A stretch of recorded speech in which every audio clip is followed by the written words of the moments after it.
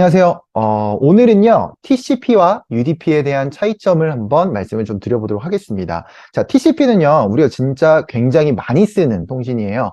SSH 통신을 하거나 웹 통신, HTTP 통신을 하는 것들 전부 다 TCP 기반으로 하고요. 가장 결정적인 차이점이 결국엔 신뢰도 있게 연결성을 가져가느냐, 아니냐에 있습니다. 뭐 라이브 영상 스트리밍처럼 몇 개의 패킷을 그냥 놓쳐도 크게 문제가 되지 않는 것들은 UDP를 쓸 수가 있겠고요. 대표적으로는 DNS 서버와의 통신 같은 것들을 진행했을 때 UDP 통신을 사용을 할 수가 있게 됩니다. 그래서 어떤 장단점이 있어요. 아무래도 신뢰도 있게 가져갈 수 있기 때문에 뭔가 결제를 한다던가 로그인을 한다던가 보안적인 기능이 굉장히 단단하게 필요하다던가 이럴 때는 이제 TCP가 어울릴 수가 있겠고요. 하지만 이제 데이터를 주고받는 게 많지 않고 몇 개를 놓쳐도 되고 하지만 실시간성이 굉장히 중요하고 아니면 수용돼야 되는 뭐 클라이언트가 많다던가 뭐 이럴 때 UDP가 또 유리할 수 있습니다. 하지만 뭐 데이터가 굉장히 컸을 때 뭐 조각을 내서 받고 다시 재조립을 한다던가 이런 중간 처리를 뭔가 제대로 해주지 않기 때문에 UDP 같은 경우에는 어플리케이션 레벨에서 해야 되는 게 좀 더 많아질 수 있어요. 예, 그래서 성능적인 부분들의 가벼운 부분들은 있겠지만 아무래도 또 이제 사용할 때 사용성에 어떤 이제 불편함이 또 있을 수는 있다라는 어떤 차이점들이 있습니다. 일단은 내부 과정들을 한번 보도록 할게요. 첫 번째, 우리가 웹 통신을 할 때 대표적으로 HTTP 통신을 하게 되는데 이게 결국에 TCP/IP 기반으로 되어 있습니다. 그리고 SS 통신도 HTTP 통신 기반으로 이제 이루어져 있는데요. 첫 번째로는 이제 SYN이라는 패킷을 보낼 수 있어요. 그러면서 연결 요청이 들어갈 수 있습니다. 이때 3-way 핸드쉐이크라는 걸 통해서 SYN, ECK 라는 걸 주고받으면서 커넥션 과정을 거치게 되는데요.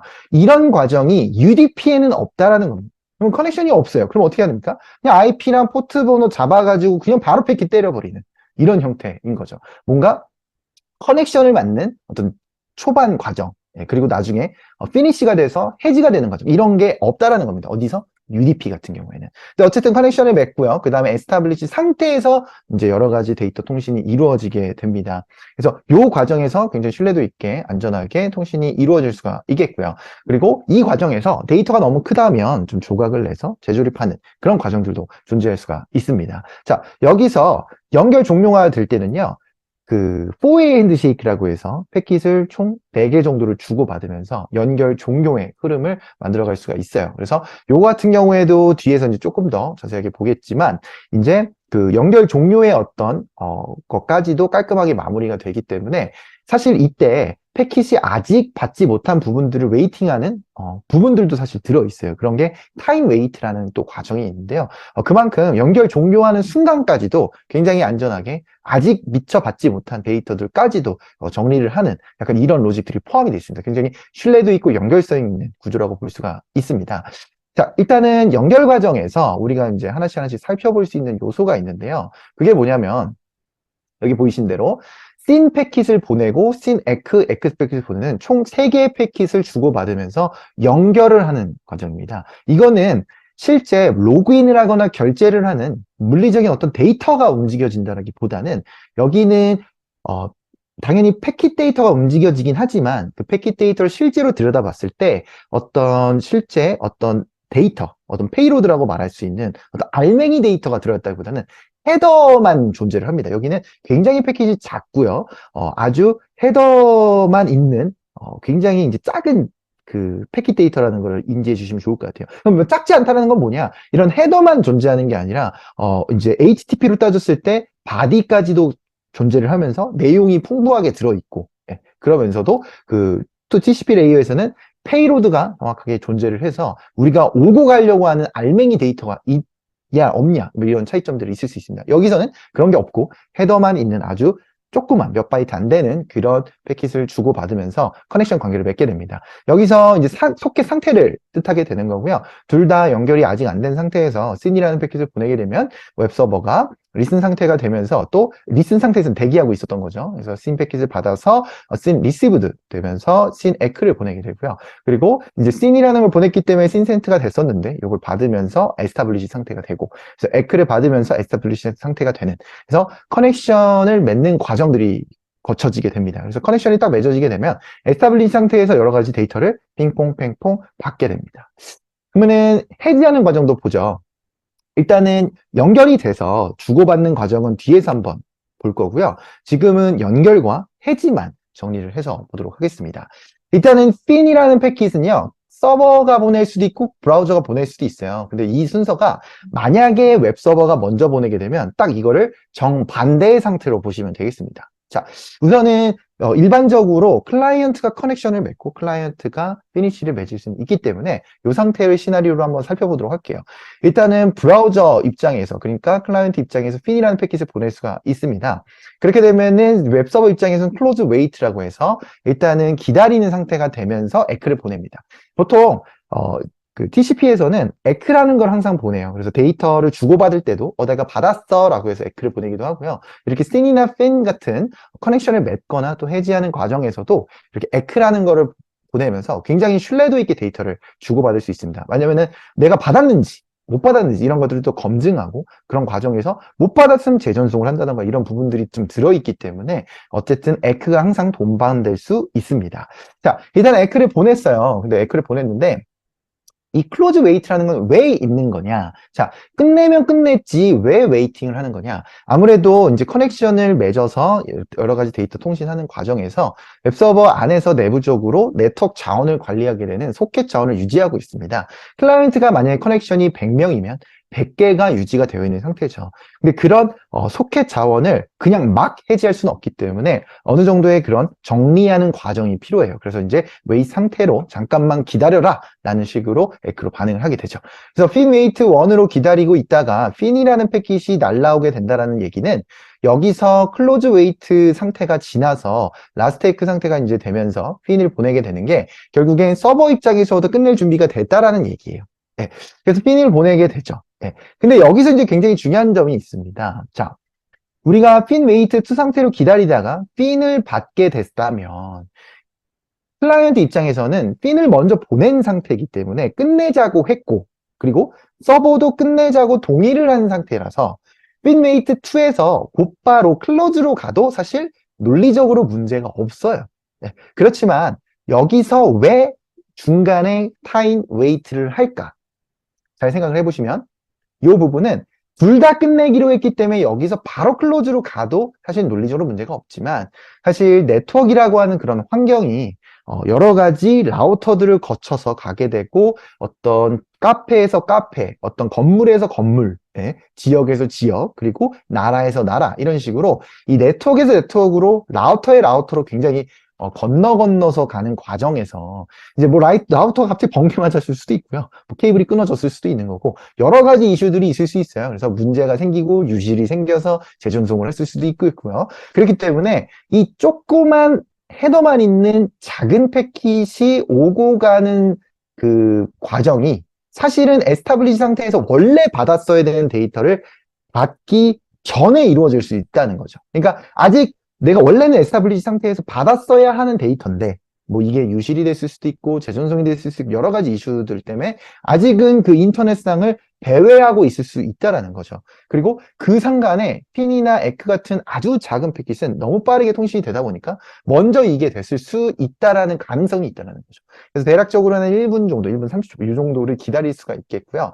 그 타임웨이트로 기다리는 과정에서 이제 데이터가 미처 받지 못한 부분들 이런 것들도 중간 처리를 할 수 있습니다. 그만큼 굉장히 커넥션 부분들을 해지하는 과정 속에서도 최대한 안전하게 하기 위해서 노력하는 게 TCP라고 볼 수 있습니다. 그래서 그만큼 안전하지만 그만큼 또 오버헤드를 가져갈 수가 있는 거죠. 왜냐? 이런 커넥션과 그리고 해지 과정들이 들어가기 때문에 성능적으로는 약간 UDP에 비해서 불리하다고 볼 수는 있습니다. 자, 이 과정을 한번 저희가 또 말로만 하면 안 되겠죠? 무조건 우리가 이해하는 내용은 무조건 명령어로 증명을 해야 됩니다. 자, 한번 명령어로 증명을 하기 위해서 우리가 이제 그 실습 환경 한번 사용해 보도록 할게요. 로그인을 할 거고요. 로그인은 구글 계정으로 로그인 한번 해보도록 하겠습니다.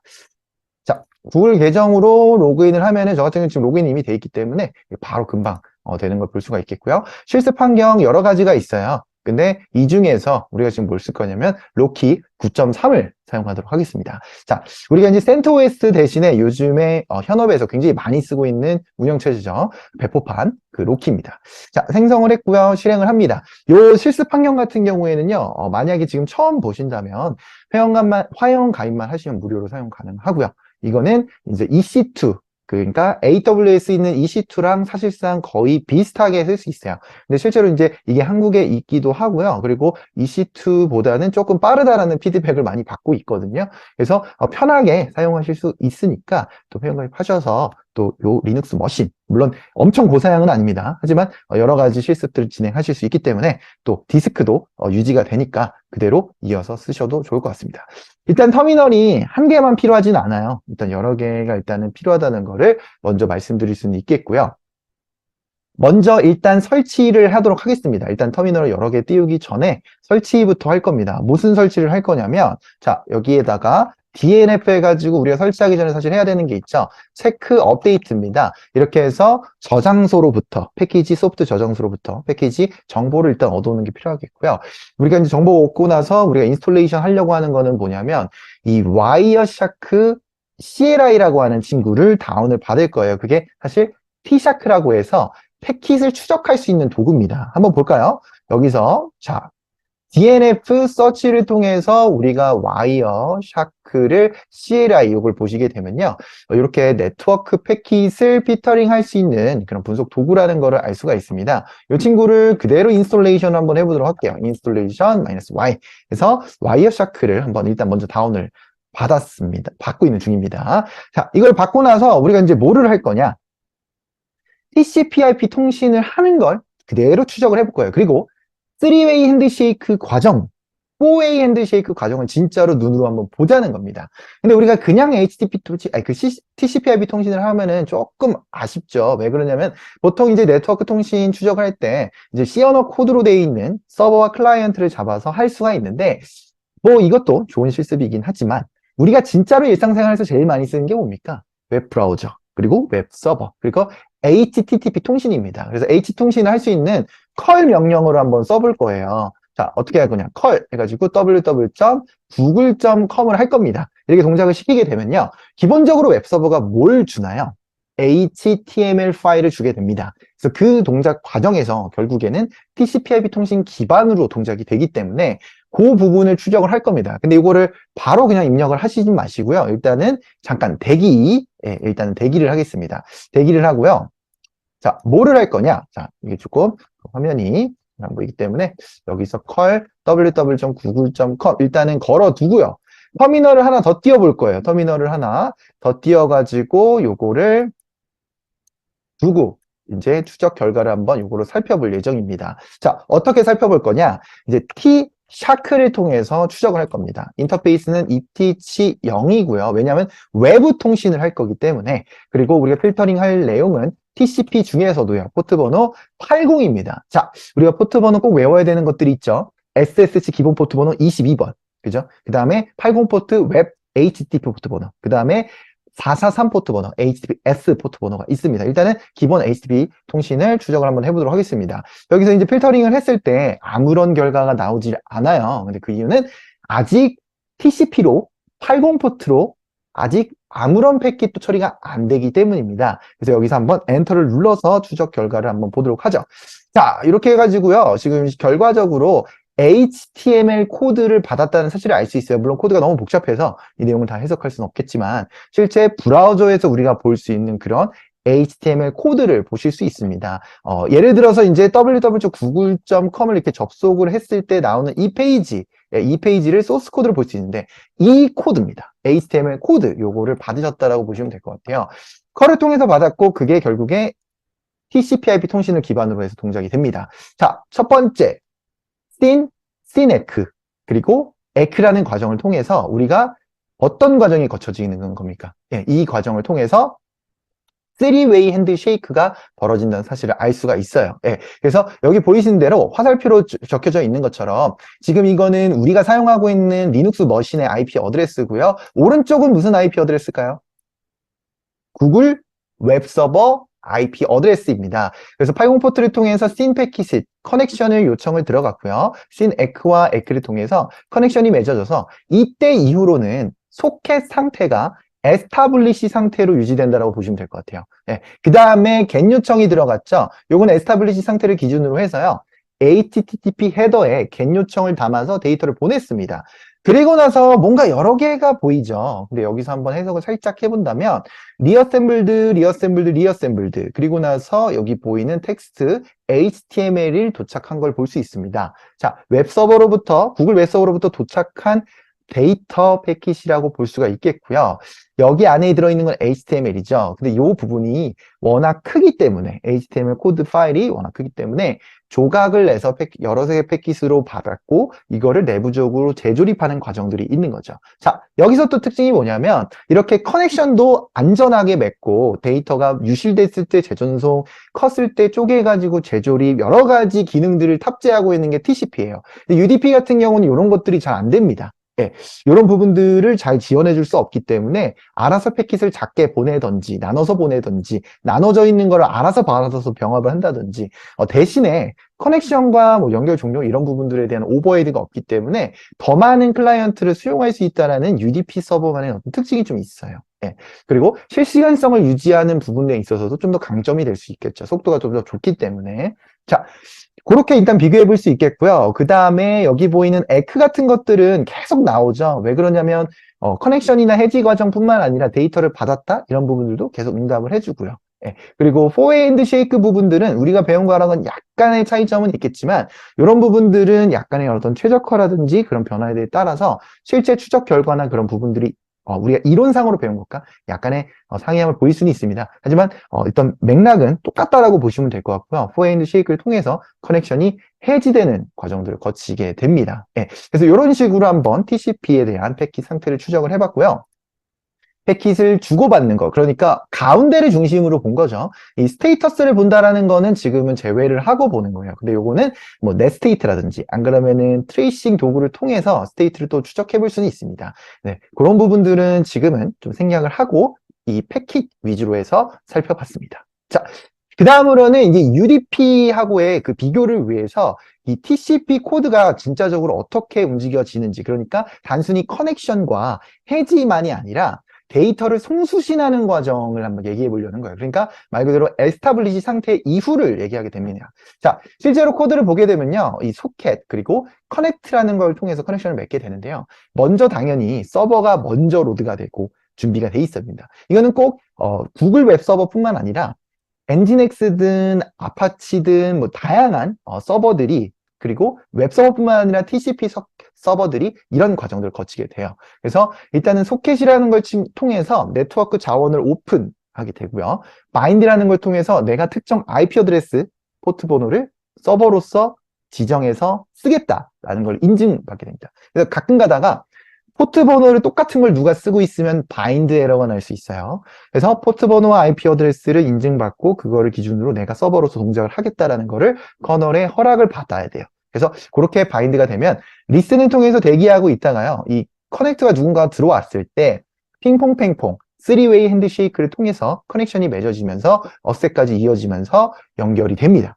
이때 이제 에스타블리시 상태가 됐고요. 그 다음에 리드, 라이트로 주고받을 수 있어요. 뭐를? 데이터를. 에스타블리시 상태에서 주고받을 수 있습니다. 이때 뭐 로그인도 할 수도 있는 거고요. 뭐 그리고 꼭 웹서버가 아니라고 하더라도 SSH 통신도 오고 갈 수가 있는 거죠. 예, 그쵸? 그래서 이런 식으로 TCP/IP 통신이 결국에 이루어지게 돼요. 근데 여기서 리드나 라이트 할 때 조금 중요하게 봐야 되는 점은 뭐냐면 이 리드라는 동작 과정이 거쳐졌을 때 데이터를 읽을 게 없게 되면은 CPU를 놓고 웨이팅을 하게 됩니다. 이걸 보통 블로킹 IO라고 말하게 되고요. 이때 리드를 하면서 웨이팅을 하고 기다리다가 데이터가 오면 그때 웨이크업 되면서 데이터를 수신하게 되는 구조예요. 실제로 모니터링을 해보게 되면 엔진엑스, 뭐 아파치 HTTP 그리고 이런 웹 서버들 다양한 서버들이 대부분 슬립을 하고 있어요. 예, 그냥 기다리고 있고요. 데이터가 왔을 때 웨이크업해서 실제 데이터를 수신하는 그런 과정이라고 보실 수 있겠습니다. 그래서 어찌됐든 데이터를 받고 뭐 주고받고 뭐 이런 것들을 연속해서 할 수 있다는 거죠. 언젠가 뭐 클로즈를 하거나 하게 되면 또 이제 피니시, 포핸드 쉐이크 과정이 되겠죠. 지금은 데이터를 주고받는 부분에만 집중을 해서 펑션이 어떻게 호출되면서 커넥션이 맺어지는지를 보고 데이터 송출이 된 걸 본 겁니다. 자, 여기서 우리가 UDP하고의 차이점을 더 극명하게 볼 수 있어요. UDP를 한번 보도록 할까요? 자, 일단은 여기서 이제 하나 빼먹은 거는 이 리드나 라이트 대신에 send나 receive로도 쓸 수 있습니다. 그래서 꼭 read, write로만 통신할 수 있는 건 아니에요. 네, 그래서 요거는 참고로 아시면 될 것 같고요. 자, UDP하고의 차이점을 극명하게 볼 수 있는 게 일단 첫 번째, 3-way 핸드쉐이크와 4-way 핸드쉐이크 같은 커넥션과 연결 종료 로직이 아예 없어요. 그래서 앞에 부분을 비교하고 싶어도 커넥션이나 그게 없기 때문에 이런 걸 그냥 제외하고 얘기를 할 수 있습니다. 그러면은 어떻게 되는 거냐? 일단은 소켓이라고 하는 거는 둘 다 뭡니까? 네트워크 자원을 쓰겠다라는 걸 리눅스에게 요청하는 거죠. 그래서 마치 파일 오픈하듯이 네트워크 자원을 오픈하는 게 소켓입니다. 둘 다 네트워크 자원을 쓰겠다는 거고요. 그 다음에 바인드라는 걸 통해서 UDP 서버로서의 어떤 동작을 시키겠다라고 해서 특정 포트 번호, 특정 IP 주소들을 인증받아서 리눅스 커널에게 확인을 받게 되면 바인드가 정상적으로 동작이 되고요. 누군가가 중복된 포트 번호를 쓰고 있다라고 하면 바인드 에러가 발생할 수 있습니다. 그 다음에 여기 보면은 receive나 send가 아니라 receive from, send to라는 게 적혀져 있죠. 그 이유는 receive나 send는 사실상 read, write 동작과 굉장히 비슷하게 쓰임새가 있는 거고 그런 것들은 항상 connect가 유지가 돼야 돼요. 그래서 사실 UDP도 connect라는 함수를 쓸 수는 있는데 그 부분은 이제 어떻게 보면은 이 TCP하고 커넥션이 똑같다고 볼 수는 없어요. 그러니까 이제 3-way 핸드쉐이크, 4-way 핸드쉐이크가 있는 건 아니고 이제 send나 receive 함수를 그대로 사용할 수 있게끔 하기 위한 약간 최적화를 위한 어떤 그런 역할을 한다라고 보시는 게 맞을 것 같고요. 일반적으로 UDP를 정석으로 공부할 땐 커넥트는 그냥 빼놓고 공부하는 게 사실은 정석으로 맞습니다. 자, 여기 보시게 되면은 receive from이라든지 send to를 하게 되면은 그때그때 그 IP 어드레스와 포트의 번호에 맞게 그냥 전송을 해버리는 거예요. 그래서 여기서 보시게 되면 일단 receive from으로 기다리게 되는데 그 클라이언트가 커넥트 이런 거 없이 바로 send to로 그냥 쏴버립니다. 포트 번호와 IP 어드레스에 맞게 그냥 쏴버리고 그거를 데이터를 수신하고 그리고 다시 응답을 해주고 약간 이런 동작이 이루어지게 돼요. 네, 그래서 오버헤드는 굉장히 낮고요. UDP 서버의 가장 대표적인 게 DNS 서버입니다. 그리고 뭐 라이브 스트리밍 같은 거, 뭐 게임 같은 거 할 때도 패킷 몇 개 유실돼도 상관없는 것들. 그래서 커넥션이나 해지에 대한 오버헤드 없이 동작을 할 수 있죠. 그래서 이런 부분들이 어쨌든 TCP와 UDP의 가장 큰 차이점들이고 UDP의 어떤 특징인데 UDP도 추적을 해봐야겠죠. UDP도. 자, 그래서 마지막으로 UDP 추적하면서 마무리 줘보도록 하겠습니다. 자, UDP 추적을 한번 해보죠. 자, 어떻게 할 거냐면 요 같은 경우에는요, 터미널이 3개가 필요합니다. 이걸 하기 위해서 일단 설치해야 되는 게 하나가 있어요. 뭐가 있냐면 서치를 통해서 우리가 찾을 수 있는 bind utils라고 하는 게 있습니다. 이 bind utils라고 하는 거는 이제 우리가 그 dig라는 명령어를 하기 위해서 그러니까 DNS 서버를 통해서 도메인 네임 시스템이죠. 내가 naver.com, 다음.net, google.com 이런 문자열 도메인 주소를 IP 어드레스로 변환하는 게 DNS 서버인데요. 그런 친구들과 통신하기 위해서 이 유틸을 받아야 됩니다. 자, 그래서 일단은 인스톨레이션을 하고요. 인스톨레이션을 하고 나서 이제 그 터미널 하나 더 열어야 돼요. 자, 조금 복잡합니다. 자, 여기서 우리가 지금 그 dig라는 명령어를 사용하기 위한 부분들도 설치를 했고요. 하나를 더 설치해야 되는 게 있습니다. 자, 뭐냐면 인스톨을 통해서요. nmap에 ncache라고 하는 거를 설치를 할 거고 nc라는 걸 통해서 우리가 UDP 서버를 한번 직접 구동을 시켜서 한번 해볼 거예요. 그래서 nc-lu 하고 나서 9000번을 해서 UDP 서버를 일단 띄워놓도록 하겠습니다. 그리고 다른 터미널을 통해서는요, UDP 클라이언트를 동작을 시킬 거예요. 그래서 어떤 식으로 할 거냐면 우리가 hello UDP라고 하는 그런 문자열을 NC를 통해서 동작을 시킬 거고 UDP를 127.0.0.1 해서 여기다가 포트 번호를 뭐를 적느냐 9000번을 사용해서 통신을 진행을 할 겁니다. 그래서 이 과정을 진행을 할 건데 자, 이 과정을 또 추적을 해봐야겠죠. 그래서 T샤크를 통해서 볼 거기 때문에 T샤크를 먼저 걸어 놓도록 하겠습니다.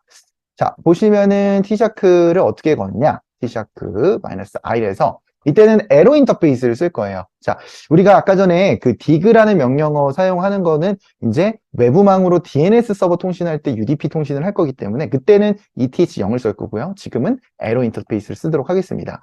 -F 해가지고 UDP 그리고 포트 그리고 9000번을 한번 기다려 볼게요. 자, 기다려 보게 되면은 여기서 이제 웨이팅 하고 있죠. 일단은 트레이싱을 하려고 하는데 트레이싱 하는 이제 그 패킷, 그 필터링을 해서 확인을 해보려고 하는데, 그 부분이 지금 9000번으로 UDP로 패킷이 오가는 게 없기 때문에 추적 결과가 안 나옵니다. 그러니까 한번 통신을 해봐야겠죠. 그래서 여기서 엔터를 한번 눌러보도록 하겠습니다. 엔터. 하게 되면은 UDP 통신이 일어났고요. UDP 통신한 일어난 결과를 볼 수 있습니다. 자, 어떻습니까? TCP하고 UDP 차이점. 어떻습니까? 물론 우리가 HCP 통신처럼 더 큰 데이터를 주고받은 건 아니지만 엄청나게 심플하죠. 그러니까 커넥션 과정이 없어요. 네, 끝나는 과정도 없고요. 그냥 보낼 뿐입니다. 그리고 뭔가를 받을 뿐입니다. 자, 이걸로 끝내면 조금 아쉬우니까 우리가 DNS 서버 통신을 하는 거, 그러니까 DNS 서버 통신 대부분 UDP를 기반으로 하게 되거든요. 그것도 한번 보도록 할게요. 이때는 조심하셔야 되는 게 ETH0으로 봐야 돼요. 왜? 외부망 통신이기 때문에. 그리고 이 포트 번호가 53번을 기준으로 모니터링을 해주셔야 됩니다. 일단은 모니터링을 걸어 놓도록 할게요. 지금 53번 UDP 포트 번호를 기준으로 통신이 이루어지는 게 없기 때문에 패킷 추적된 결과가 전혀 없는 걸 볼 수 있어요. 근데 여기서 추적을 한번 실험을 한번 해볼까요? 어떤 실험을 할 거냐? 자, dig라는 명령어를 하는데요. 8.8.8.8이라고 하는 구글 DNS 서버가 있어요.